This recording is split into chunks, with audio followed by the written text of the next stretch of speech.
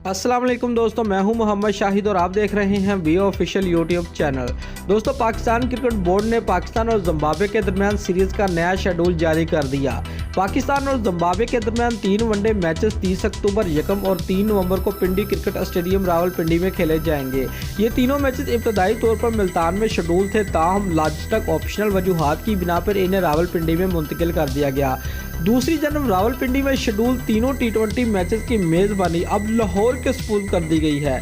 ये मैचेस 7, 8 और 10 नवंबर को अब कज़ाफ़ी स्टेडियम लाहौर में खेले जाएंगे।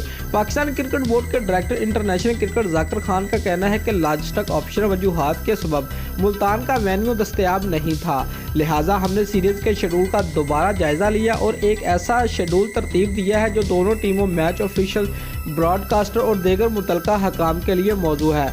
उन्होंने मज़ीद कहा कि हम नवंबर में लाहौर शहर में मुतवक्का स्मॉग की सूरत हाल के मुतल्लक महकमा मौसमियात से मुसलसल राब्ते में रहेंगे और अगर उस दौरान किसी तब्दीली की ज़रूरत पेश आई तो उस पर गौर किया जाएगा। ज़ाकिर खान ने कहा कि रावलपिंडी की दस्तयाबी से वाज़िया होता है कि ICC cricket world cup super league के मैचों के इनकार से मुतल्लक कोई गैर यकीनी नहीं और पाकिस्तान कोशिश करेगा कि वो लीग का फातिहाना आगाज़ करके ज़्यादा से ज़्यादा पॉइंट हासिल कर सके। तो दोस्तों, ये थी हमारी आज की वीडियो। अगर आपको पसंद आई है तो लाइक ज़रूर करें। शुक्रिया।